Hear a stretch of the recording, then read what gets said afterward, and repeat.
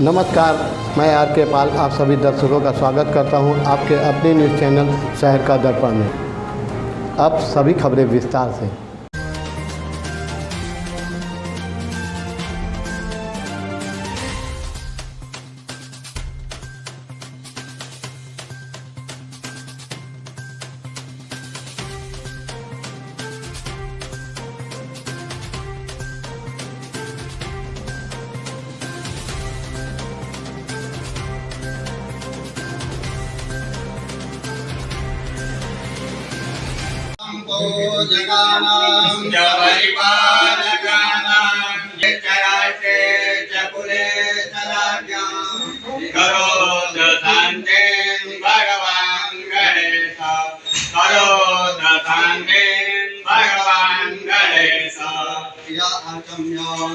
ओम नारायणाय नमः। ओम माधवाय नमः। हस्तवक्त्राय गोविंदाय नमो नमः।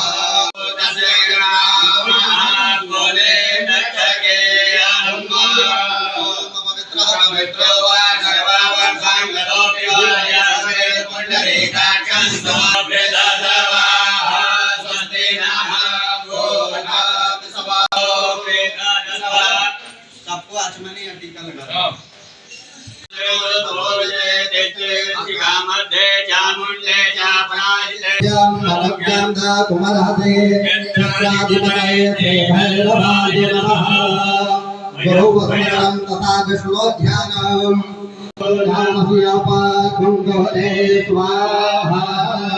गुरुर्ब्रह्मा गुरुर्विष्णु गुरुर्देवो महेश्वरः गुरुर्साक्षात् परब्रह्म तस्मै श्री गुरवे नमः।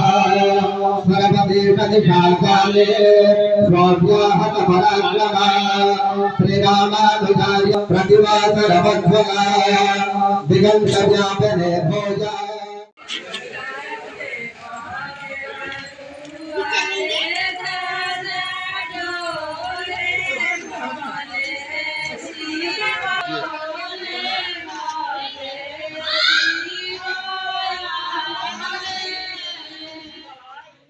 आइए अब चल रहे।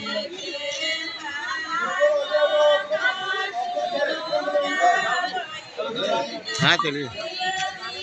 जी लोग पीछे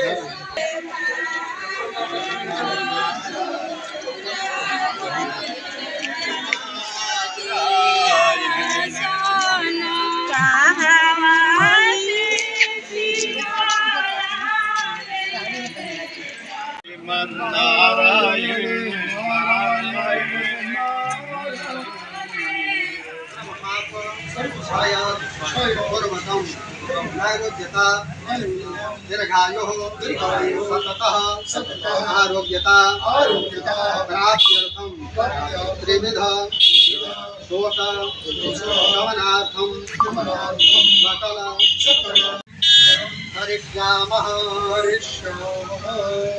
ओम जज्जागतो दूरमुदयेति दूरंगमज्योतिषं ज्योतिरेकान्तं मे मनः शिवसङ्कल्पमस्तु। अस्तु शिवसङ्कल्पः। अस्तु शिवसङ्कल्पः। त्वं भवतु सङ्कल्पः। आज आप सबको दे दीजिए।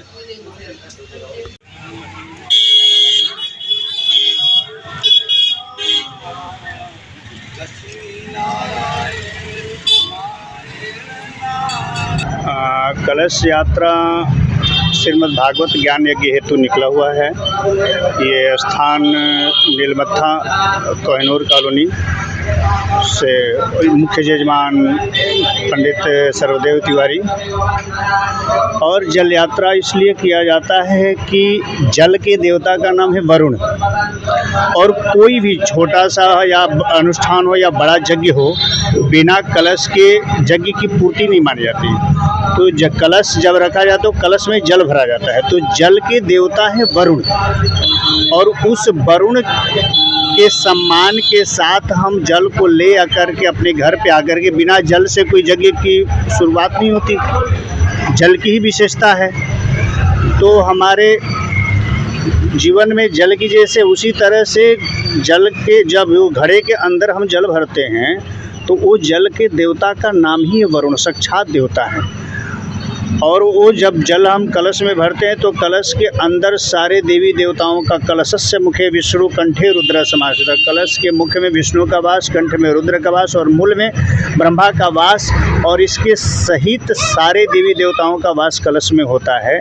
इसलिए यज्ञ के पूर्व जल यात्रा की जाती है। इसका नाम है जल यात्रा एवं शोभा यात्रा, कि हम जो यज्ञ कर रहे हैं और वो सम्मान तरफ से वरुण को हम ले कर के आते हैं, और जनमानस में ये देख कर के लगे भी कि ये यज्ञ कहाँ हो रहा है, कैसे हो रहा है, इसलिए इसका नाम जल यात्रा और शोभा यात्रा है। दूसरा, ये श्रीमद् भागवत ज्ञान यज्ञ का आयोजन किया गया है। श्रीमद् भागवत क्या है, जैसे मैंने आप लोग को बताया कि जंगल में बड़े से बड़े जीव रहते हैं, लेकिन एक शेर के दहाड़ से सारे जीव जो है डर भयभीत होकर के और जंगल छोड़ कर के भाग जाते। उसी प्रकार से हमारे जनमानस के अंदर, हमारे शरीर के अंदर जितनी भी पाप ताप है, और ये भागवत का आयोजन करने मात्र से एकम भागवतम शास्त्र मुक्ति दाने नगर, सारे पापों को जैसे कूड़े का ढेर है और एक माचिस की तीली जला करके राख कर देती, उसी तरह से हमारे भागवत की एक एक आधा आधा श्लोक इतनी ताकतवर शक्तिमान है कि वह श्लोक के माध्यम से हमारे शरीर के, हमारे जीवन के जितने भी पाप संचित हो, सारे पाप भस्म हो करके और अंत में मुक्ति के ये सर्वोत्तम साधन है भागवत। आज 23 जून से लेकर के और 30 जून तक ये कथा होगी, और 1 तारीख इसकी पूर्णाहुति है और हवन भंडारा है। मत होइए कंफ्यूज, देखते रहिए शहर का दर्पण न्यूज़, क्योंकि खबरों की नब्ज़ पहचानते हैं हम। फिर अगले बुलेटिन में मुलाकात होगी, तब तक के लिए नमस्कार।